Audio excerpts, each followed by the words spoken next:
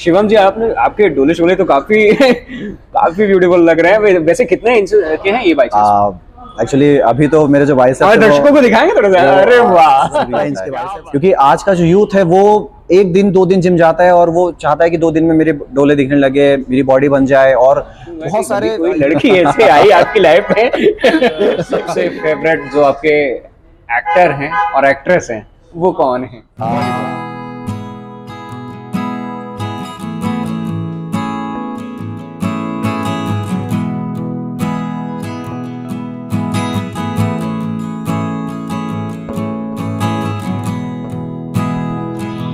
नमस्कार दोस्तों, तो कैसे हैं आप दोस्तों? ये पीछे का बैकग्राउंड सेटअप देख के आप बहुत कुछ अंदाजा लगा लिए होंगे कि वीडियो किस बारे में बनने वाली है। जी हाँ, लाइफ में फिट रहना काफी जरूरी है। और आज हमारे साथ पॉडकास्ट पे जो हैं, जिनका नाम है मिस्टर शिवम पांडे जी, और मैं आपको बताना चाहूंगा इनके बारे में कि मिस्टर एमपी पे इन्होंने 2nd रैंक हासिल की है और इनकी जिंदगी में बहुत उतार चढ़ाव आए हैं।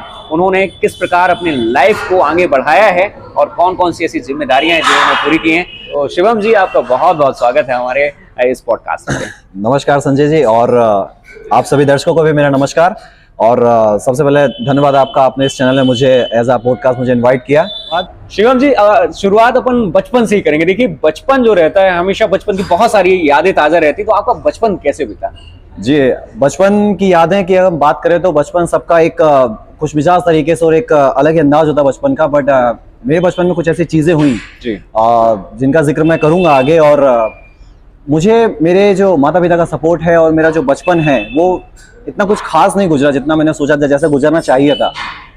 बट ठीक है, कैसे भी बचपन है, हालांकि बचपन में सबके अच्छे ही होते हैं। आपकी प्रारंभिक शिक्षा कहाँ से हुई, स्कूलिंग कहाँ से हुई? बचपन में मेरे पेरेंट्स जो उन्होंने एक मोटिव सेट करके रखा था कि जिस जगह पे मेरा जन्म हुआ उस जगह पे उन्हें नहीं पढ़ाना था, किसी बाहर राज्य में किसी बाहर स्टेट में उन्हें पढ़ाना था, जिसके लिए मुझे बचपन से मेरी जो पढ़ाई हुई वो महाराष्ट्र में हुई। ओके, महाराष्ट्र में मैंने वहाँ पे पूरा बचपन मेरा वहीं बीता और मैंने ग्रेजुएशन यूजी पीजी की पढ़ाई सब वहीं से की। मम्मी और पापा का कैसा सपोर्ट मिला आपकी लाइफ में? बचपन से मम्मी पापा का बहुत सपोर्ट मिला। मेरे जो फादर थे वो सिविल इंजीनियर थे और कॉन्ट्रैक्ट वगैरह भी उनके चला करते थे पनवेल साइड महाराष्ट्र में। पनवेल एक बहुत पॉश एरिया माना जाता है जी। और मम्मी मेरी जो थी थोड़ा बहुत ज्यादा मुझे मारा करती थी बचपन में। मम्मी सभी की मारती है। पापा तो एक छोड़ भी देते थे, लेकिन मम्मी बहुत मारती है सबकी। मम्मी तो जरा ऐसी गलतियों में बहुत पीटा करती थी, शायद इसी वजह से आज मैं स्ट्रांग भी हूँ। ओके। और पापा जी का कैसा सपोर्ट रहा? पापा जी का बचपन में बहुत सपोर्ट था, बट अनफॉर्चुनेटली अब वो इस दुनिया में नहीं है। तो बस चल रहा है लाइफ में। कैसे, क्या अचानक कैसे हुआ लाइफ में? एक्चुअली अचानक से मैं क्लास में था और मेरे प्रिंसिपल ने मुझे बुलाया कि आपके घर से फ़ोन आया है, और प्रिंसिपल ने कहा मुझसे कि आपको अर्जेंसी घर जाना पड़ेगा। और मैं घर आया तो घर में बहुत ही एक अलग ही माहौल था, सब रो रहे थे, मम्मी मेरी रो रही थी और मेरे सामने मेरे पापा की डेथ बॉडी पड़ी थी। मतलब क्या तो, कैसे? एक्चुअली वो बीमार चल रहे थे और उनका इलाज भी चल रहा था, बट अचानक से हमें उम्मीद नहीं थी कि ऐसा एक लाइफ में एक ऐसा मोमेंट भी आएगा। और मैंने और मम्मी ने बहुत सपोर्ट किया चीज़ों को लेके, बहुत ज़्यादा हॉस्पिटल्स चेंज किए, बहुत ज़्यादा सफ़र किया चीज़ों को लेके। बट अनफॉर्चुनेटली एक खबर जो नहीं आनी चाहिए किसी की बेटे की लाइफ में कि उनके पिताजी इस दुनिया में नहीं है। पापा का जो हाथ रहता है ना, वो पापा का हाथ अगर किसी बच्चे पे है तो वो दुनिया में सब कुछ प्राप्त कर सकता है, लेकिन पिता का साया सर से उठ जाने के बाद तो क्या, कैसे आपने अपने आप को संभाला, पूरे घर को संभाला, क्योंकि पूरी जिम्मेदारियां आप पर आई होंगी? एक बहुत ही टफ चैलेंज था मेरे लिए, क्योंकि मम्मी को संभालना, फिर मेरे से छोटी मेरी बहन भी है और सारी जिम्मेदारियां, घर की EMI वगैरह भी चल रही थी। मुंबई जैसे इलाके में फ्लैट और उसकी EMI देना और सारी चीज़ों का मेंटेनेंस करना बहुत टफ चैलेंज गुजरा और बहुत चीज़ों से सेक्रीफाइस किया। जैसे कि आपने मुझसे पहले पूछा था कि बचपन कैसा गुजरा, तो बचपन इतना कुछ खास नहीं गुजरा, बहुत ही बलिदान दिए चीज़ों को लेके अपनी, और बहुत सेक्रीफाइसेस किए, और आज भी मम्मी का सहारा मैं बना हूँ अभी भी। तो लाइफ में आपने फिर ये कैसे, मतलब वो पल क्या था, वो क्या विचार था कि आपकी लाइफ में चेंज आया और आपने बॉडी बिल्डिंग पे काफी नाम भी कमाया, और शुरुआत कैसे किया आपने? इसे देखकर ये आपके माइंड में एक आपके जो मेंटर कह सकते हैं, आपके जो आइडल कह सकते हैं, कि किनको देखने के बाद आपको ऐसा लगा कि मुझे इसमें कुछ अच्छा करना है? एक्चुअली पहले मैं भी एक स्किनी बॉडी हुआ करता था, सब मुझे सिंगल पसली कहा करते थे। ओके। और मुझे भी लगता था कि मैं भी फिट रहूं, मेरे भी डोले शोले बने, मेरी भी बॉडी बने। तो मेरे एक आइडल थे, मेरे ही कॉलेज में मेरे एक प्रोफेसर थे, मनीष सर उनका नाम है। तो मैं उनसे बहुत मोटिवेट होता था, चीज़ों को लेके मैं मोटिवेट हुआ करता था कि वो सारी चीज़ें मैनेज कर लिया करते थे। वो फिट भी थे और वो प्रोफेसर भी थे, एज ए स्टूडेंट भी वो पढ़ाई भी कर रहे थे और वो डांस भी करते थे, एंकरिंग भी करते, बहुत सारी चीज़ें वो करा करते थे। मल्टी टैलेंटेड थे। तो मैंने एक गोल सेट कर लिया था कि ही इज माई आइडल। तो बस उन्हीं को फॉलो किया और बस चल रहा है। अच्छा, आपने बहुत सारी चैंपियनशिप में विनर भी रहे हैं। जी, तो जी। क्या कौन कौन सी वो चैंपियनशिप थी, कहाँ कहाँ तक आपने पर गए? रिसेंटली यहाँ पर मिस्टर एमपी की एक चैंपियनशिप थी जो कि 2023 में हुई थी, फरवरी में। और उस चैंपियनशिप में मैं पार्टिसिपेट किया और पावर लिफ्टिंग में, जिसमें कि मैंने डेडलिफ्ट और बेंच प्रेस मैंने किया, जिसमें मुझे द्वितीय स्थान प्राप्त हुआ था। और मिस्टर एमपी की कैटेगरी में मैं आया था, जिसमें मैंने डेडलिफ्ट की थी 180 केजी की और बेंच प्रेस 120 केजी की, जिसमें मुझे सेकंड रैंक प्राप्त हुई थी। और इसके अलावा भी मैं इंदौर भी जा चुका हूँ खेलने के लिए। और अब अगला जो मेरा चलने वाला है कंपटीशन, वो शायद मैं नेशनल के लिए जा सकता हूँ। ओके, ये तो बहुत अच्छी बात है कि आपने अपने आप को किस तरह प्रिपेयर किया। और दोस्तों, मैं आपको बताना चाहूँगा कि जैसे इनके जो सर हैं, जो आइडल हैं, वो मल्टी टैलेंटेड है, ठीक वैसे ही शिवम जी भी मल्टी टैलेंटेड हैं। एक अच्छे एंकर हैं, एक अच्छे पर्सनल ट्रेनर हैं जिम के, और एक अच्छे प्रोफेसर भी हैं। तो मल्टी टैलेंटेड की जो क्वालिटी है वो शिवम जी के अंदर है। शिवम जी, आपके डोले शोले तो काफी काफी ब्यूटीफुल लग रहे हैं। वैसे कितने इंच के हैं ये बाइसेप्स? एक्चुअली अभी तो मेरे जो बाइसेप्स हैं, दर्शकों को दिखाएंगे थोड़ा सा। अरे वाह, 17 इंच के बाइसेप्स हैं मेरे, 17 इंच के बाइसेप्स हैं। 17 इंच? जी जी जी। ओके, तो कितने सालों में आपकी ये बॉडी ऐसे बनी, इसकी बॉडी? मैंने ये जो मेरी बॉडी में चेंजेस हैं और जो कंटिन्यूटी लाई है, ये मेरी पूरी 3 साल की मेहनत है। 3 साल लग गए आपको। और जो कि अभी आज का जो यूथ है वो जिम जाने की कोशिश कर रहा है, लेकिन वो बहुत कम समय में बॉडी को मतलब चाहता है कि उसके भी डोले शोले बन जाएं। तो बहुत सारे सप्लीमेंट्स ऐसे हैं जो ऐड कर रहे हैं वो अपनी पर्सनल लाइफ में डेली यूजेस पे। तो उसके बारे में आपको क्या कहना चाहेंगे, आज की यूथ के बारे में? आज की यूथ के बारे में यही कहना चाहूँगा कि सबसे पहले बॉडी बनाना बच्चों का खेल नहीं है, और इसके लिए थोड़ा सा पेशेंस रखना ज़रूरी होता है। क्योंकि आज का जो यूथ है वो 1 दिन 2 दिन जिम जाता है और वो चाहता है कि 2 दिन में मेरे डोले दिखने लगे, मेरी बॉडी बन जाए। और बहुत सारे यूट्यूब्स पे वीडियो देख के और यहाँ वहाँ का ज्ञान लेके वो लोग सप्लीमेंट्स लेना चालू करते हैं, बिना किसी प्रॉपर गाइडेंस के, बिना किसी फिटनेस ट्रेनर के पूछे हुए वो कुछ भी सस्ते सस्ते सप्लीमेंट्स लेते हैं। तो वो उनकी बॉडी पे इम्पैक्ट भी करते हैं। Okay. तो ज़रूरी ये है कि आप जिम जाएं, फिट रहें, नेचुरल चीज़ें खाएं और पेशेंस रखें थोड़ा सा, क्योंकि बॉडी बनना इतना आसान काम नहीं है। आपको लगातार मेहनत करनी होगी, हार्ड वर्क करना होगा, खुद से सेक्रीफाइसेस करने होंगे, खुद की लिमिट्स को क्रॉस करना होगा, तब जाके आप फिट रह सकते हैं। और जैसा कि जो हमारे दर्शक हैं, बहुत सारे दर्शक अपने घर पे भी अगर वो फिट रहना चाहते हैं, अगर जिनकी उम्र हो गई है, जिनकी उम्र नहीं हुई है, वो भी अगर टाइम नहीं निकाल पा रहे हैं अपने डेली लाइफ से, तो उनके लिए आप क्या कहना चाहेंगे? घर पे क्या कितने घंटे वो अपने एक्सरसाइज को दें? उसके लिए मैं एक ही चीज़ कहना चाहूँगा कि वो सबसे पहले कि घर पे ही पुशअप्स, अगर लड़के हैं, बॉयज़ हैं, उनकी यंग एज है तो पुशअप ज़रूर चालू करें।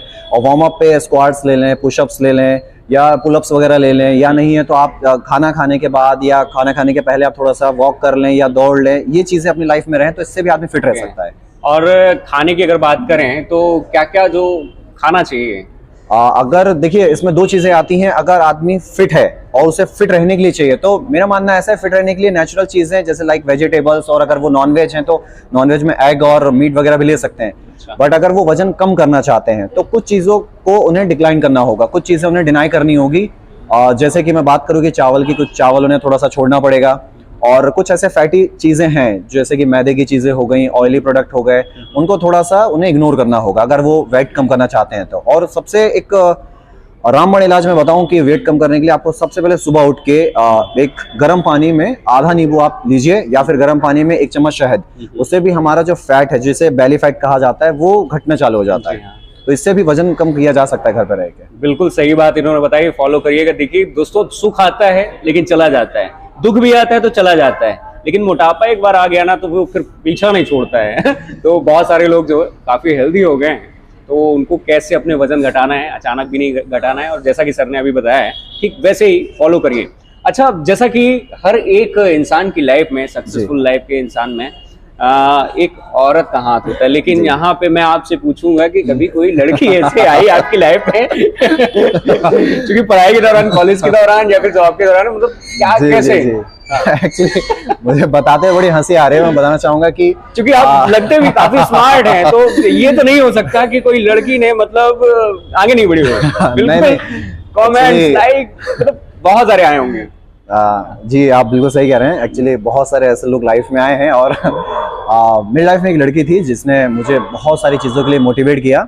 और आज मैं ये कह सकता हूँ कि शायद जैसे कि कहा भी जाता है कि एक सक्सेसफुल आदमी के पीछे एक औरत, एक महिला का हाथ होता है, तो जी हाँ, एक लड़की थी मेरी लाइफ में जिसने मुझे सपोर्ट किया और शायद मैं और वो जो लड़की है मतलब किस टाइम पे आई, मतलब जब मैं टाइम पे या कॉलेज टाइम पे या फिर और आगे?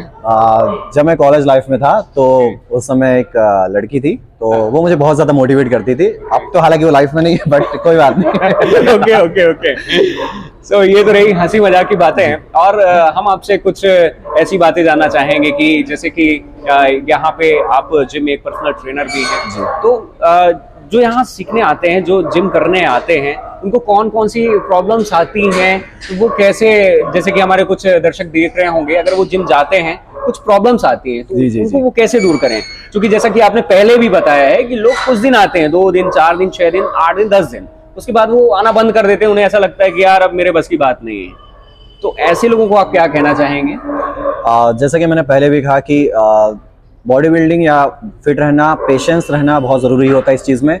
और अक्सर हमारे पास क्वेरीज आती हैं एज अ फिटनेस ट्रेनर। बहुत सारे ऐसे क्लाइंट आते हैं जो कहते हैं कि मेरा बैली फैट है, इसको आप कम कर दीजिए, मेरा वेट कम कर दीजिए। या कोई पतला दुबला लड़का आता है, वो कहता है मुझे मोटा होना है।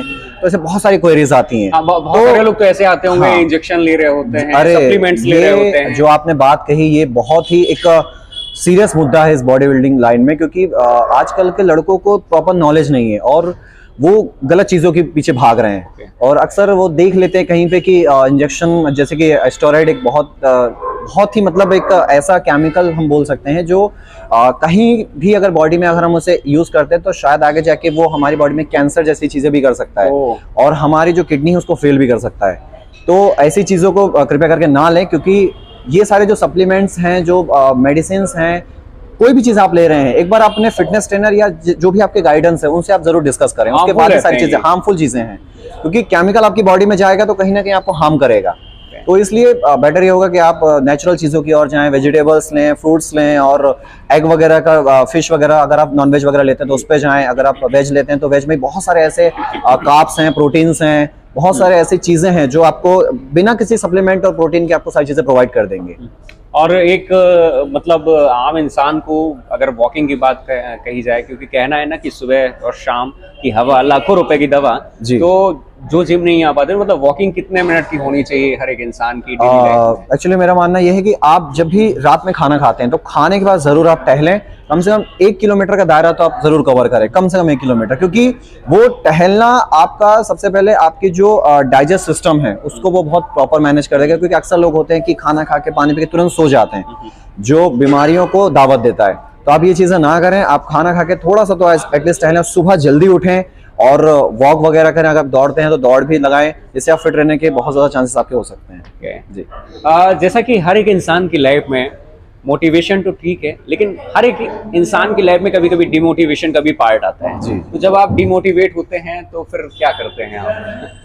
अपने आप को मोटिवेट फिर कैसे करते हैं? अपने आप को मोटिवेट करने के लिए मेरे पास चाहे एक भगवान मान लीजिए, पर मेरे पास भगवान के रूप में एक इंसान है जो कि मेरी मम्मी है। ओके। तो अक्सर मैं जब भी डिमोटिवेट होता हूँ तो उनके पास चला जाता हूँ और वो मुझे एक ही चीज कहती है कि परेशान मत हो, सब ठीक हो जाएगा। तो इन चीज़ों को सुन के मैं मोटिवेट हो जाता हूँ और फिर से उस काम को करने लग जाता हूँ जो मुझसे नहीं हो रहा होता है। जब मैं परेशान होता हूँ, जो चीज़ें छूट रही होती हैं, तो ये शब्द जो मैं सुनता हूँ, इससे मुझे एक तरह की एनर्जी मिल जाती है। जैसे कि अक्सर जिम में वर्कआउट लड़के करते हैं तो एनर्जी ड्रिंक्स वगैरह लेते हैं, तो मेरे ये शब्द हैं जो मम्मी से मुझे सुनने को मिलते हैं और मैं इससे ही एनर्जी लेके मैं इस काम को शुरू करता हूँ। डीमोटिवेट से मोटिवेट की ओर बढ़ जाता हूँ। जी, तो आपका मोटिवेशन पॉइंट जो है आपकी माँ है, और सच में माँ हमेशा अपने बच्चों को मोटिवेट ही करते हैं कि बेटा हार मत मानो, लाइफ में कुछ ना कुछ अच्छा जरूर होगा, तो मेहनत तो कर। ठीक वैसे ही जैसा कि इन्होंने बताया। कुछ 1 लाइन क्वेश्चन है, चलिए आपसे शुरू करते हैं। दोस्तों आप बने रहिए वीडियो में, कहीं जाइएगा मत।